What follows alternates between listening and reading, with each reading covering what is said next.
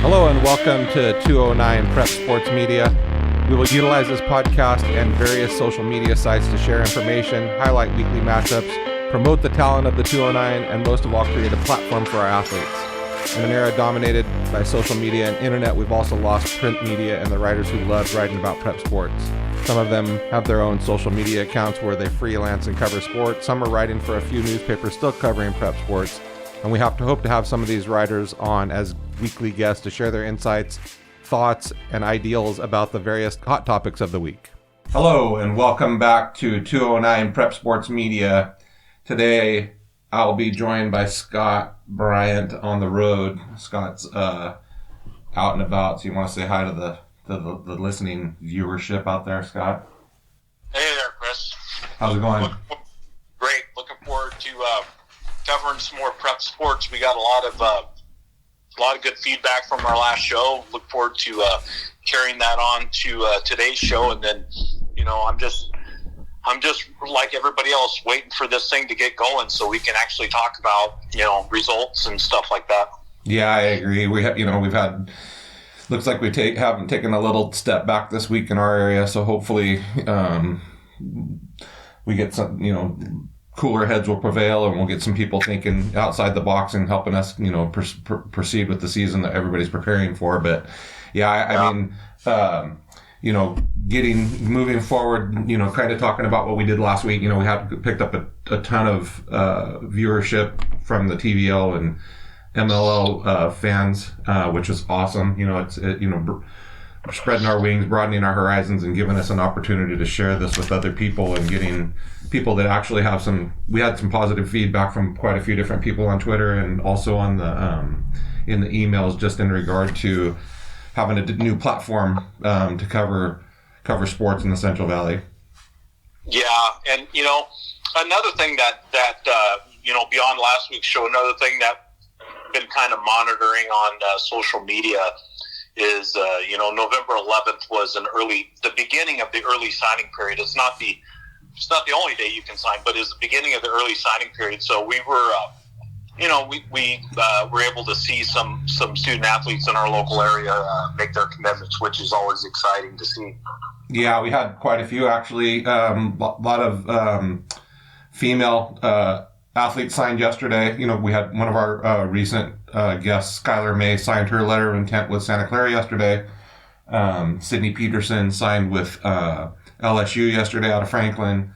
Hannah Ortega signed with Bethune-Cookman out of Linden. I know, can't remember the girl, Jenna Schrader out of Lodi. She signed with Stanford yesterday. And Stanford also had a girl, I apologize for not knowing her name, but she signed with Bradley. So there were quite a few of those signings yesterday. Pretty exciting for those kids, putting in all that hard work and see the culmination of, the opportunity to play a sport at a D1 level is phenomenal. So. Yeah, for sure. And, I know we've said it every show, multiple times every show. If you've made a commitment, we'd love to hear from you. We'd love to hear, about the process, maybe even to the point, we can get a couple of these individuals on our show just to get some feedback. Skylar's interview, looking back at that, she's an amazing kid. It was really fascinating to hear what she went through. And I'm sure that, there are a lot more stories like hers out there.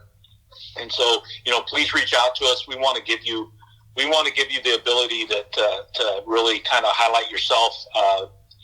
If you're moving on and you're playing at a 4-year or 2-year, wherever you're going, you really deserve to be highlighted. And that's the, really the backbone of why we created this show. So please reach out and let us know. Yeah. And again, I apologize for anybody I left off that signed yesterday. Reach out to us, let us know, and if you'd like to come on and share your experiences with us, that's what we're all about. So with that being said, we're going to stick to football today. We're on a little bit of a time frame, so we're going to kind of stay short and sweet and kind of get through this without not we want to make sure we're doing it the right way. So we don't want to get, spread our agenda too broad and not be able to cover it the right way. So we're going to cover D7 football, D6 football, and D4 football in the area. Let's go ahead and start off with D7. So D7 is a little bit different than a lot of these different leagues and in the section. Many of the schools are Christian schools or charter schools. So you have a lot of them don't have football teams. I think there's a lot of leagues that combine to form. Now we have, so basically in our area, it's the CCAA, which is comprised of Big Valley Christian, Elliott Christian, Millennium, ROP, Sierra Ridge, and Stone Ridge Christian out of Turlock. So, yeah. Well, when you look at this conference, I mean, it's hard to look any further than, I'd say the top two teams, and really, when you look at Big Valley Christian and what they were able to do within their conference was pretty awesome. They ran the tables. They went 4-0. They really were an offensive juggernaut. I mean, they put up in 4 games, they put 169 points on the board. So, that's pretty impressive in and of itself. And they play there they play their home games there in Modesto. I don't know if they play any night games yet. I don't think they had lights in their stadium, but so they're a fun team to watch. It'll be interesting to see what they have coming back. Followed up by Stone Ridge Christian, which was they're out of Merced, I believe, and they were able to put a lot of points on the board too. So if you were running into these two teams in conference, you really had a challenge in front of you to try to stop these two offensive teams. Yeah, and you're right. Big Valley Christian, I believe they graduated a big running back from last year. Actually, I think he got hurt going into the season last year, but he was a dominant running back the previous year. I think they made a slight adjustment in their offense, but I mean, it's we Brookside Christian, unfortunately, this is the first year that Brookside Christian is not in existence, so they've shut down the entire school.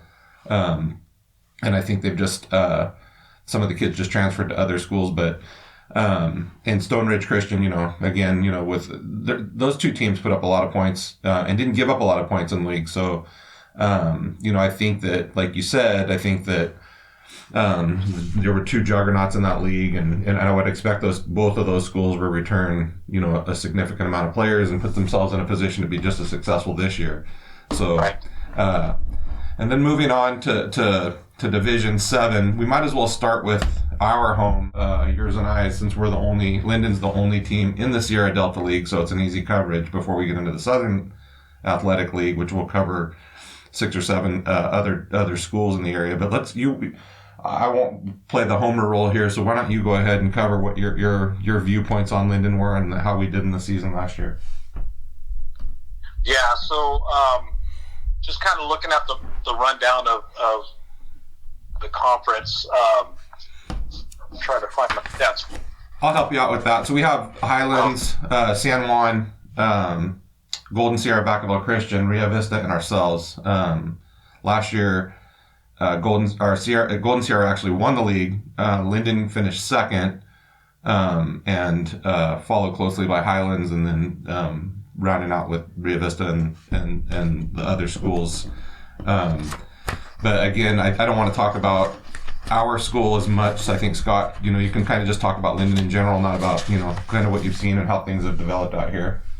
Yeah, I think that as a program, it was a big step forward for Linden, and what you're able to achieve. I mean, it's when you're, Golden Sierra is one of those historic football programs that in the area that, year in and year out, they're going to be at the top of the heap. And so when you play teams like that, you're always going to be facing a challenge. So it's no surprise that they finish out on top. And I think one of the bigger challenges that Linden has, and this kind of applies to all sports, is when the realignment happened a couple of years ago, we shifted into this conference, and I think the biggest challenge probably is going to be travel. That people can say what they want, but travel does affect, I think, in the end, can affect performance. And, when you're making those long road trips, I think there's no one's going to argue with you that, it's taking up, when you're playing a Friday night game and you've got to leave at noon to play a 7 o'clock game, that can be, in and of itself a challenge. So really, I think you guys performed really well. Like I said, the impressive part was, stepping forward, making the playoffs, and really, you may want to fill in here, but I know you guys are bringing back some really quality players that help get your program that far. Yeah, we were very young. I think we graduated 3 or 4 kids, and so we returned nearly everybody, including the majority of the offensive line and defensive line. So obviously the kids we lost were huge parts of what we do, but I think that we have some youth coming up that are really going to help us. We're still going to be relatively young, juniors and sophomores and juniors, like mostly. So yeah, I think it's exciting. We've done the kids have bought in, done a really good job turning things around. So, I'm looking forward to seeing what we do this year. So, again, without being too much of a homer, let's go ahead and shift into, the Southern Football League. I think I sent you, who's in that league. If you want to give us a quick rundown of what your outside view looking in was of that season. Yeah, for sure. This is an interesting conference. I think with the exception of Ripon Christian, when you look at this conference, this is a group of schools that have been playing each other for quite a while. Ripon Christian came in, and obviously they were the class of the league. A very well-coached team, playing in, I guess their facility's, about 5 years old now. And so they went 7-0 in conference, and we keep saying offensive juggernaut or, an offensive style team. I think Ripon Christian really epitomized that definition. They put 293 points on the board and ran the tables and went 7-0. But they were closely followed up by Denair, who, Denair is one of those teams that they're almost cyclical. Like they'll have a few good years, and then maybe they'll kind of drop off a little bit. But they're a well-coached team. They always have, they're always going to be around. But they were a very good team this year. They went 6-1 in conference and 9-3 overall. Then you had Mariposa. Mariposa, who's up there by Yosemite, they've produced some good players that have come out of there over the years. They had that offensive lineman that played for the Patriots, won a Super Bowl. Mariposa, back in the day, and I don't know what their field conditions are like now, but they would play their home games on a football field that basically during the summer was the rodeo. The rodeo. They would have destruction derbies there, so you could play football and get up, and there might be, you might have a scratch from a bolt that was sitting in the field. So to say that those kids are tough would be an understatement. Mariposa always, year in and year out, they have some really tough kids that come out of there. But it's one of the bigger conferences. Orostimba, LeGrand, Gustine, Waterford, and Delhi. Delhi struggled throughout the season. They weren't able to win a game, and they really struggled on both sides of the football. So, it'll be interesting to see, another one, Waterford, what they can do, how they can recover from a season that I'm sure, nobody was happy with. Gustine and LeGrand or Orostimba kind of round out in the middle of the road there. They were all 3 and 4. But it really is a conference where, right now Ripon Christian is the top dog, and it looks like Denair's coming for them, but until somebody knocks them off, it's going to be their conference. Yeah, Ripon Christian had a little bit of they have a little bit of a hiccup this season, gotten a new coach, Randy Fasani, headed up that program for the last couple of years, and Randy is from the Sacramento area, and he returned to the Sacramento area. So Ripon Christian has a new coach coming in. Nothing's going to change there. They're going to be talented. They're going to be coached well. I think the biggest indicator of their success last year in league was they gave up 14 points in 7 games in league. So that's amazing. Yeah, ridiculously phenomenal. So. What's that? They won 11-1 overall on the season. I mean, that really is for a program that's probably the youngest program in this conference, they're proving themselves to be the most dominant at this point. Yeah, we also, and then we were, I was fortunate enough to watch LeGrand and Gustine both play. LeGrand's a tough program. They get after it. They're tough-minded, tough-willed. And Gustine, they're going to give you all they got every single night. So I think one of the things I'd like to talk about with that league was Noah Lingley, the senior quarterback at Ripon Christian, really went off. I mean, the kid threw for over 2,000 yards. His completion percentage was, phenomenal. 18 touchdowns, 5 picks. I mean, you can't really go wrong when you have a quarterback that's doing as well as he is, followed closely by Aaron Martinez and Wyatt Green. So those three were the darlings of the conference. The Aaron Martinez and Wyatt Green both returned. Were only sophomores, so coming back for their junior campaign, and being just a tick under Lingley's performance. I mean, they got a lot going for them. Yeah, it's gonna, they were only sophomores last year. It's gonna be fun to watch the next 2 years if indeed we do get to play. And like you said, I completely agree. I think Fasani leaving probably to a certain degree was expected at some point because he did kind of go back home, and that's why the quarterback. I think you can reasonably say that that's why the quarterback play at that school is so good. For sure. It was a result of him. But it's not going to be just one coach that makes the program. It's going to be who he has coaching with him. So I don't think you'll see much fall off from Ripon Christian. They're going to be a tough team. Yes, that's sure. And then the two leading rushers in the league were, again, Ripon Christian and Mariposa. Both of them. Seth McGovern ran for 1,300 yards on the season, and Logan Donati, he also rushed for just over 1,300 yards. Both of them averaging well over 7 yards a carry. So, those are well-rounded, tough-minded teams. I think the Southern Conference doesn't get the problem with D6. I think personally you fall in between. You're not truly a D7 team, and then you're the D5 team. Some of those are actually D4, D3 types or enrollment type teams. So we have this definite conflict at the bottom of these conferences that don't allow for a team to be able to be as competitive as maybe they would be in an environment where things were more aligned with enrollment, or and it just becomes tough when you're aligning with enrollment and trying to align with location. It becomes difficult. We're trying to keep travel reduced, and that's really going to have to be a paramount. Like we've talked about going forward with COVID and how you're going to be able to get kids to games and things like that. It's going to be the closer the better, I think, at this point. So yeah, and and looking. Not, I know we're talking a lot about Ripon Christian here, and deservedly so. They position themselves in a way for their conference by a very tough non-league schedule. They start right off the bat with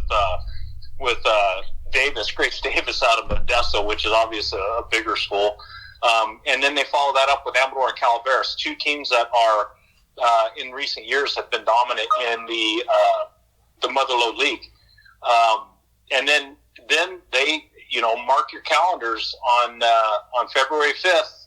If this thing goes off, I think you're going to see their first conference game is going to have league championship implications because they played Denair right off the bat. So their first 4 games are no joke. For what they have scheduled. If they come out of their 4-0, I see them running the table again, but it's going to be tough for them. For sure. And then kind of rounding out the defensive side of the ball for these teams, J.C. Davies led the league with 135 tackles last season, and out of Mariposa, and then Bodie Rodriguez was his teammate who had 122 tackles. So those two kids combining for 250 tackles across 11 games. Geez, I mean, what can you say about that? One of the things for me that stands out the most in that league, Declan Van Buren from Ripon Christian, had 14 sacks last season. I mean, Wow. It's like you're talking about. What did we say? How many games did they play? That Ripon Christian play? 12. So he had over a sack a game. I mean, and nobody was even in shouting distance. I think 7 was the next closest in the league. So the kid, obviously is a talented kid and has the ability to get after the quarterback. So I don't think that there's going to be and like you just mentioned, and I think these teams that have market success, they just have they're systematic. So they somebody graduates and they're being replaced because there's a system in place that puts these kids in a position to be successful. So and Ripon Christian is an elite program at this point, as far as how they're doing things and how they're getting things done. So even at the D6 level, they're a talented team. That's a force to be reckoned with, and they're obviously not afraid of much going ahead and playing some D1 schools out of the Sacramento area. Yeah, absolutely. So again, we're going to be a little bit shorter today, so we're kind of in hurrying along. But the last conference we'll cover today is the Western Athletic Conference, which includes Bayer, Los Banos, Johansen, Davis, Pacheco, Lathrop, Mountain House Series. So why don't you give us your review of how the league went and how things played out last season for them? Yeah, absolutely. This was a pretty balanced conference overall. When you look at the top 3 or 4 teams, I mean, it really was. It was kind of like a pick'em, I guess, if you will, if you're doing a selection show. But Bayer came out on top. They went 6-1. They followed very closely by Los Banos, who, Los Banos was. I think they were one of those schools that was a high risk, high reward type of program. They put a lot of points on the board, but they also gave up a lot of points. And then Johansen was 5-2, and then Davis was also 5-2. So realistically, you take those top 4 schools, and anytime they're playing each other, whether it's a Davis, Bayer, or Johansen, Los Banos, whenever they're playing each other, you're going to be in for a good game. And then Pacheco followed up at 4-3.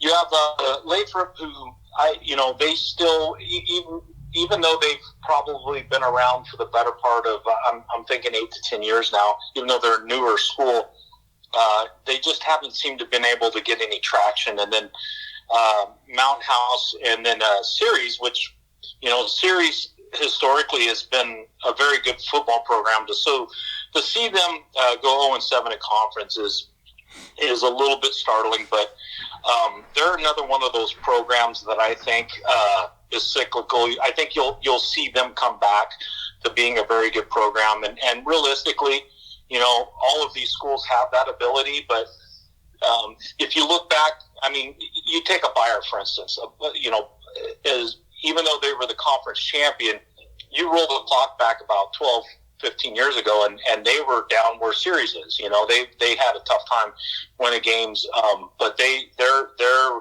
a really good program. And then, like I said, you could take any of those top 3 or 4 schools, and it'll be interesting to see how that plays out this year. Yeah, and kind of going through the statistics of how things went last year, Colby Kopp was the leading passer last season with 1,500 yards out of Los Banos. Colby graduates, and he was the second. The quarterback was Davis Raya Ruiz, and he threw for about 1,000 yards, and also a senior. So the most prominent returner happens to be the Series quarterback, Bryce Pyatt. So Bryce comes back. He was a sophomore last year, was the starter for 10 of their games, but I would expect, starting a sophomore there, and being in a position to, didn't have the success I'm sure that they hoped they'd had, but it looks like there's some future in that program that gives them the opportunity to be competitive this year. Absolutely. When you just like you said, when you have a sophomore starting at quarterback on the varsity, I mean, from a coaching standpoint, I think that gives you someone to build around.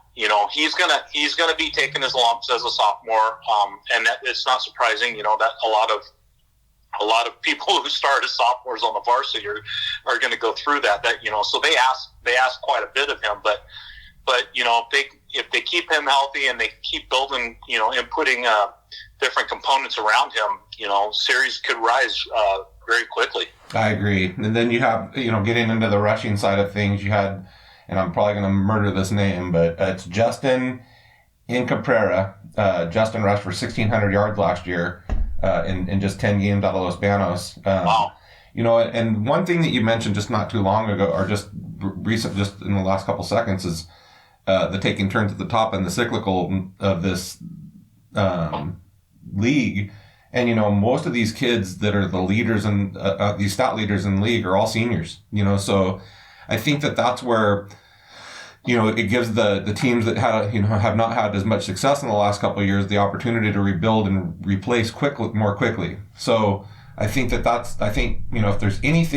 there's a silver lining for teams from last season, I think it would be, in regard to that, you have the team, one of the teams that struggled the most actually has a returning sophomore quarterback. So that's got to be, the future looks a little bit bright and the cupboards don't seem to be as bare as they once did. So, yeah. And then getting in the defensive side of the ball, you have Adrian Atangan, who led the league with 111 tackles. Seth Perkins out of Bayer, and he was out of Los Banos. Seth Perkins out of Bayer was second in the league with 102 tackles. You go down the list of sacks, and there was Avery Brooks out of Mountain House had 13 sacks, which again was a prominent number. And then you had two players. You had Molly out of Mountain House had 9 sacks, and Jalen Munoz out of Bayer had 9 sacks as well. So, I think that as we talk about teams like this, and as we start to get under the hood, in these types of leagues, it's just you kind of don't know. I would venture, to guess that when there's more turnover in coaching in the team in some of these leagues some of these teams that don't have as much success. So, when Linden had this issue, and I'm not to speak to Linden, but just in a generality, when you have some struggles, and your coaching staff isn't consistent, you have new offensive coordinators come in, new defensive coordinators come in, so you're changing schemes and asking kids to adjust to these schemes, relatively quickly, and those that can have success and those that don't, seem to struggle. So we're not in the war rooms for these teams. We're not in the locker room speaking to their players. I would never profess to know how or why things happen the way they do. But I think that the opportunities become more prevalent. You have a lot of kids that grow up in certain areas, that have decided, hey, we're going to do, I'm going to go see a quarterback coach, or you get a running back that decides to put a ton of work in the weight room or footwork and become faster and quicker. And all of a sudden you have this blue chip kid that is now on your campus that helps turn your program around, and not that one player can or cannot do it, but, there's teams out there that we'll talk about next week. You get into the Kimballs and the Lincolns, these St. Mary's, these offensive powerhouse schools, once you can start putting numbers up at the high school level, I think that you get a lot more kids that are willing to stay. And I think kind of to that point, Ceres has a little bit of that issue. They're on the Modesto, Turlock border per se, and not that far away from Houston, so right. If you're a kid that has, the ability or the wherewithal to choose the school that you'd like to go to, you may not choose to go to the 0-10 series, instead going to a Houston team that makes playoffs, or going to, one of the Turlock schools that do relatively well. So I think that, some of these schools just fight an uphill battle. Well, and to your point, the thing you got to consider is that consistency is a component of success. When you get a program that does have a lot of turnover, I mean, you can have some fantastic athletes walking the halls, but if there's just no consistency, it makes it. I'm not saying it's impossible, but it makes it much more difficult to be successful. And so we talked about this last show, where you get a system, you kind of like a systems approach, where you have, you've got your youth football league is running the same has the same offensive and defensive theory that the high school has, and so these kids are coming up, and now it's not teaching them the components of an offense or a defense, but it's more about polishing them on their skills and how they fit into that. So when you have, for example, I think a perfect example, and by no means is this a dig on Franklin. I think Franklin is positioning themselves, and I know we're going to be talking about them later on, but they're one of those schools that I think is going to be positioning themselves for success in the near future. When they get those new facilities, I think that's going to be a game changer for them.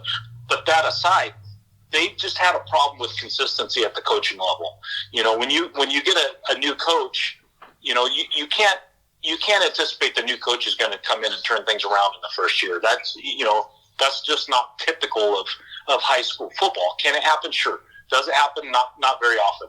So if they can, with the new facilities, and then they can get a coaching staff in there that puts together, a plan and has consistency, I think you'll see a program like Franklin start rising back up. At least I hope so. I'm a Franklin fan, so I hope they do well in the near future. But I was just using them as an example. So when you look at like we were talking about in the conference, when you look at a Mountain House or a Series, if they can get some consistency, I think those are two schools, and even Lathrop for that matter, they're schools that have good athletes on their campus. For sure, yeah, and I think that there's a lot to be said for that. When it's kind of like when you're raising a kid. At home, if you have consistency, then you have a tendency to have things that are a little bit more, I wouldn't say easy, but a little bit more aligned with the things that you want to happen with your child. And it's the same thing with running a football program. If you have consistency and you don't waver in your consistency is how you're going to go ahead and run your practices or your required attendance or mandatory tutoring or study halls and things like that. If you can implement those things go ahead. Did I cut you off? Oh, no, I just absolutely agree with you. And I think what you're saying too is, it's exactly, there's, holding people accountable for different things, whether it's in the classroom or, on the field or, any off-field activity, that it's got to be consistency across the board. And that's why you see these historical programs like one of the programs that comes to mind to me is back in the 80s is Cordova. Cordova was a school that was probably not in the best part of town, I guess, if you will, or even Grant. Grant was another one. But you had these coaches, Max Miller at Cordova, and you had these coaches that provided that consistency and held them accountable, and they were able to take these tremendous athletes and put programs that quite frankly were second to none. And the byproduct of that are producing not only good athletes but good people. And probably the most notable out of Cordova is now the head coach of Sacramento State, and that's Troy Taylor, who had a fantastic career, and now he's seeing success at the college level, and a lot of that you'll probably say he learned from Max Miller. Oh, I'm sure. I think that all of us learn from somebody else. None of us are going to sit here and profess to be the best at anything that we do without having, and there's something to be said, I think, at the end of the day that a lot of people talk about is, you're not stealing from somebody else. You're actually, when you're using, somebody else's design or somebody else's playbook or somebody else's theory or ideology, I look at it, if somebody were, I don't know why anybody would follow something that I did, I don't get, but if somebody had, the wherewithal to do that, I would take that as a compliment, that, I think, what is it? I don't know what this, I don't remember the exact saying, but it's like, it's flattering that somebody else would think so highly of me or highly of our program to mimic the things that we're doing. And so before we leave, I really want to talk about, because we're all about recruiting, getting seeing the excitement of these kids getting to the next level and things like that. Here's a kid that I wanted to mention, and I only know this because he throws with Pinelli at Pinelli Passing Academy. Greg's the premier quarterback coach in the Central Valley. He has the likes of Josh Allen and he's got a couple of recruits that are coming that are phenomenal type quarterbacks. You're gonna see some crazy stuff happening. But he had this kid, John Romero. John played quarterback last year at Johansson. John only threw this is on a max preps, and there's only 6 games listed here, but he had thrown for 600 yards in 6 games. So let's just say, because I'm sure that there's some games missing. So say there's 4 games missing. Let's just call it 1,200, 1,300 yards John threw for. So John, it's a good season, but it's not, eye-popping or something like that. John's worked his tail off to the point where now he's playing as a quarterback. He's playing quarterback at a school, SMSU. And so John's one of those kids that just got it done, worked hard, didn't take no for an answer, and as long as somebody wanted to put his butt on the field, he really got after it. And so I think it's cool to see a kid that kind of, and not even to say he was overlooked, because I don't think that that's fair. I just think that he wasn't, if you're going to share John's story, he wasn't one of the premier quarterbacks as far as how the media or how other people viewed him. But he didn't take that and say, oh, that's who I am. He doesn't care what people think. He's going to put the work in. He's going to get after it. And at the end of the day, he's continued his playing career beyond high school, which is what we're all about, correct?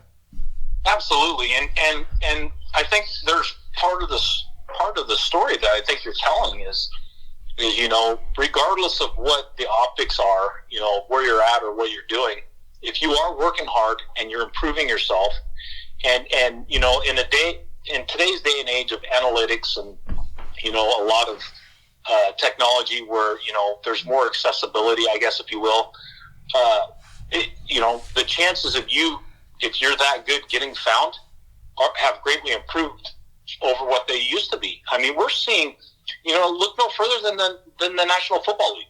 I mean, how many times are we seeing athletes coming from Division III or Division II or maybe a school you've never even heard of that are now playing professional football? And I think a lot of that falls back on exactly what you're just saying. It's putting in that work, and then at some point, if that's your desire, you've positioned yourself to at least have that chance. And a lot of it is getting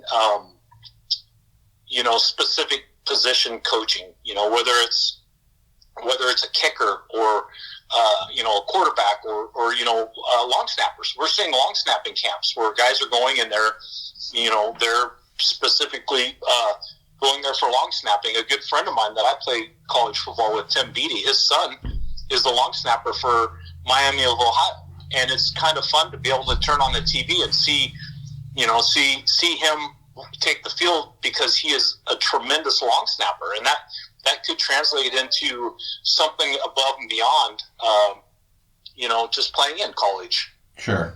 And one of the things that you may like about this, I said SMSU, it's actually Southwest Minnesota State University, so it's probably the Sun Conference. Is it the Sun Conference? I think so. I think I'd have to look, but it's a Division II conference, and in fact, there's a ex-Linden player that's playing in that conference now up at Bemidji State. I think is he a punter or kicker? Yeah, that's Max Rodriguez. So yeah, he punted and kicked at Delta. I've been to that campus, and you would be hard pressed to find a neater football stadium. It sits right there on Lake Bemidji. I know I'm getting off track, but I got to give some props to Bemidji State because it's a pretty cool campus. And as a matter of fact, going back to what I was just saying, kids coming out of these small schools. I forgot which game it was. It was a Sunday football game in the NFL, and there was a player, I believe, on the Patriots from Bemidji State University. So if you want to make it, there's pathways out there for you, no doubt. They'll find you. I mean, if you have the talent and you have the work ethic and the wherewithal to put the time in and really dedicate yourself to your craft, the opportunities are there. And it doesn't matter. We've talked about this endlessly. who cares? D1, D2, NAIA, D3, who, I don't care. It doesn't matter to me. I mean, if it may matter to you, and you know, my daughter, who we actually interviewed earlier in the season, she plays up at Oregon, and their starting center fielder is Haley Cruz, who's an All-American. Haley's one of the prominent social media people in regard, and she's, you know, her likeness and her image and things. She's actually, you know, getting paid for her image now. But the point being is that she went to Oregon as an unranked player in out of high school. So I mean, she wasn't even in the top 100, and now she's currently an All-American at Oregon. So, you know, what you are today doesn't mean that's what you're going to be tomorrow. And just because some guy sitting behind a desk, you know, decided to rank you or not rank you, you know, so no matter what your number is, or your ranking, or your stars, or whatever it may be, don't let anybody, you know, change your future. Don't let anybody change your path or alter your direction because somebody told you what they thought. It's somebody's opinion, you know, until there's not one more person out there in this world that'll give you an opportunity. There's always going to be that opportunity, you know, until you can't find it. Absolutely, and you just kind of sparked a nerve with me because you know my feeling on some of these rankings. I think they're detrimental to some of them are very detrimental to the sport because I'm sorry. Let's say if I work for one of these ranking companies, how can I rank a high school student athlete that I'm not watching all the time? You know, there's a reason why baseball scouts go to games. They could see a guy that's, you know, hitting 310 and has 25 homers and all that. They can see that in the stats, but they still go and watch this player.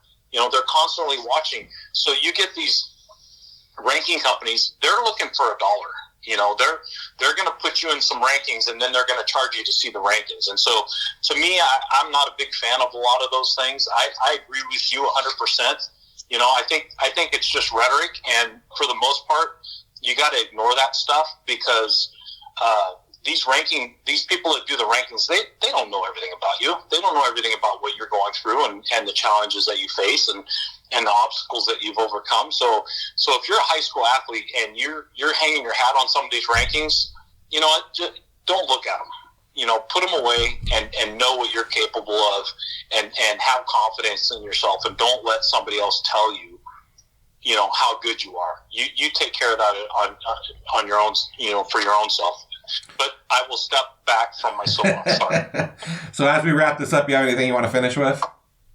No, you know, like you said, we've gotten some great feedback. We want to, you know, we're a small show, but we're growing by, you know, several viewers a week, and we're going to continue to do this. And, you know, if you like what you hear, let us know. If you don't like what you hear, let us know. You know, we want the feedback. We want to hear from the student athletes that are committing. We want to hear from the football coaches that, you know, if we got something wrong, please, you know, tell us what we did, and we want to make it right. But we want to highlight the schools that we just talked about. And, you know, if there's any other input, we'd love to hear it. And, you know, if that's the case, you may be a guest on one of our upcoming shows. Yes, sir. So if you'd like to reach out to us, you can find us on Twitter at 209prep.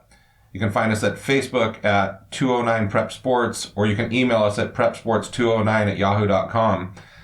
Next week we'll finish up the review. So we're actually, you know, we've reviewed last season before we get into this season's preview. You know, I think we should get some news in the next week or two in regard to what the plans for the season are, whether it stays on track or they move it back or what those may be. But next week we'll be covering the Valley Oak Conference, the San Joaquin Athletic Conference, just SJ2A, and also the TCAL. So those will be in the forefront. You know, those are the powerhouse conferences in the area. You know, with a ton of accolades and getting around to those stars and things like that. You know, a lot of ranked players that will have a lot to say about from their experiences from last year. And when you do follow us, if you do find us on social media, you know, make sure to tag us, retweet it, you know, send it out, let it help us spread the word. You know, the more we grow, the more coverage we could get for people and give us an opportunity to share your experiences and your successes on the field.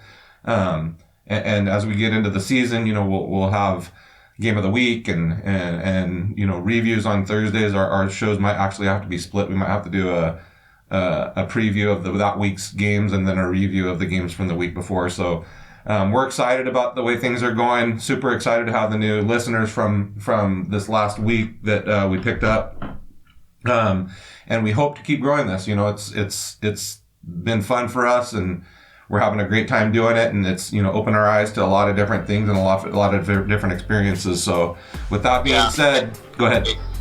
I can't wait for stuff to get going again. I'm just chomping at the bit to go watch a football game. You and me, buddy. So we'll talk to everybody next week. Scott, have safe travels. We'll talk to you next Thursday.